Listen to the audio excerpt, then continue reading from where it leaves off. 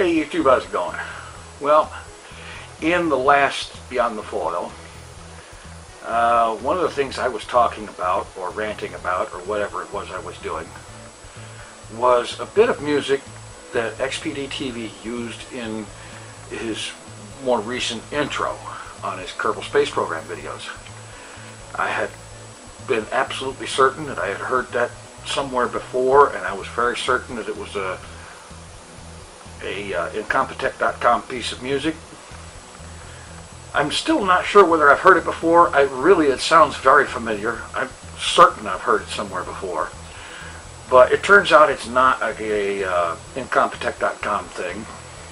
And I know this because he responded to a comment that I had made on one of his videos, and he told me the title of the music and where he got it. It's called Super Mega Pirate Action, and it's hosted on a site called Audio Jungle.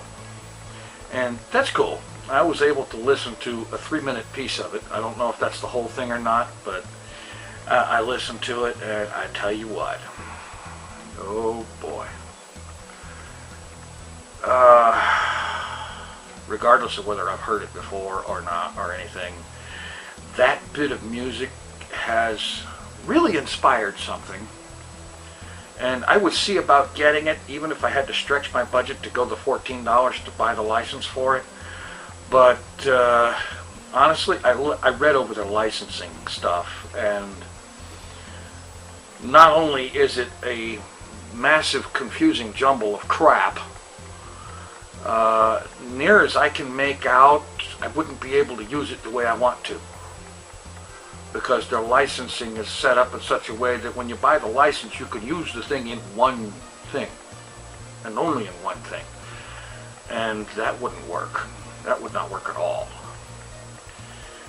And it's entirely possible that it would be necessary to have not just the basic personal license, but the extended license, which is like $70, and that's not going to happen. Not anytime this year or next year even. But anyway, on with the inspiration. That music, or something very, very, very much like it, has got to be Epicman's victory music. It's his victory theme. And because I was listening to that, and I'll be honest with you, I started that playing, and I had the player just loop and play it over and over again, and I listened to it for about 3 hours, which is not something I would normally do, especially since they have an audio watermark, so to speak, in it, where you've got a female voice saying Audio Jungle every 10 seconds through the thing. It's annoying, but I was listening to it over and over and over again for, like I said, probably about 3 hours last night.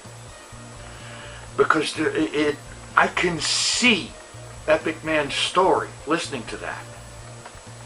And in this particular production, Epicman would be portrayed a lot more seriously than he's been portrayed in the past.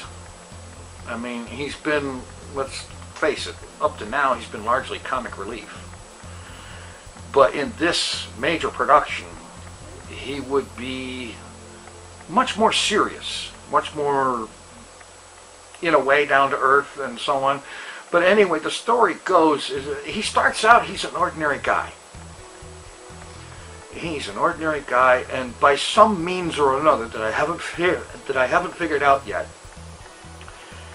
he discovers or obtains or whatever some kind of super type powers. I mean, he's basically a Superman type thing. That kind of a character. You know, he can do all kinds of amazing things. He can fly and so on. He does have a weakness. I'm not sure what that is yet, but all mega heroes like that have some kind of a crippling weakness that could conceivably kill them and certainly strip them of their power and so on. Anyway, he finds himself with this power. Now this guy, he's read all the old Spider-Man comics from all the way back and so on, and he knows the key line, that key thing, that key Stan Lee line. With great power comes great responsibility. And he's got great power. So he figures out what to do. And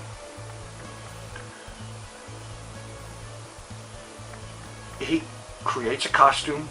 He decides to use a mask because,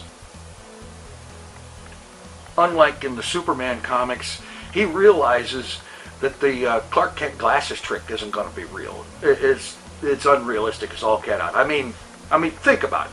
Clark Kent, Superman. Clark Kent, Superman. What? Lois Lane and everybody around her have got to be some of the dumbest people in the world if they don't notice the difference. I mean, you take your glasses off and flip your hair, and all of a sudden nobody recognizes you? Please. Anyway,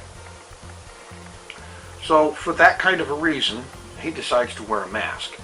And he goes with the cape and the fancy spandex-ish kind of outfit and the whole 9 yards, and he starts doing his thing. He shows up at a bank robbery just in the nick of time to keep somebody from getting shot. He shows up at a busy intersection and stops traffic in 4 directions to help somebody across the street. And he stops a building from falling, and all kinds of other stuff. You know, he's just doing his thing. But he also has a private life, the secret identity, and all of that good stuff. And at some point, and this is where this music really tells it, he's been crippled. Some enemy has figured out or accidentally tripped on his Achilles heel, his weakness, the thing that strips his power. And he manages, by the skin of his teeth, so to speak, to escape that situation, to regain his power.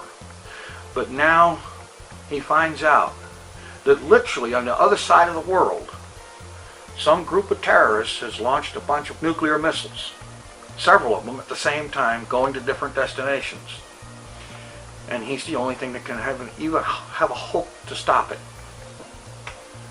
You know, at one point, when he finds out about how many there are, he says that even he can't be in 2 places at once. When he finds out there's more than one, he says that. And the guy looks up to him and tells him, "Hey, did I say 2? You're going to have to learn to be in 7 places at once." And so, given that, the music kind of amps up. He takes off, and he's flying over to catch these things. At one point, he's flying so fast. Now, this is something even Superman never did, not in atmosphere. Yes, Superman flew faster than light to run time backwards, but he did it outside of an atmosphere. Epicman here is going, he's inside the atmosphere, and he's flying to stop these nukes. At one point, he's going so fast that he builds up a pressure wave in front of him, and a ball of plasma and flame forms around him and leaves a trail of a flaming trail behind him, just like a spacecraft re-entering the atmosphere from space. So he's going that fast. He's generating that much heat and friction, that much of a pressure wave. I mean, you can see effects of that following him behind as he races against time to stop this stuff. And then he gets there, he catches one of the missiles, he throws it at another, and then he flies over and catches another one, and so on and so forth, and he eventually wins and stops this thing and saves the day. Of course, Epicman does that, and he does it in an epic fashion. But this is the kind of vision that this little 3-minute bit of music has given me.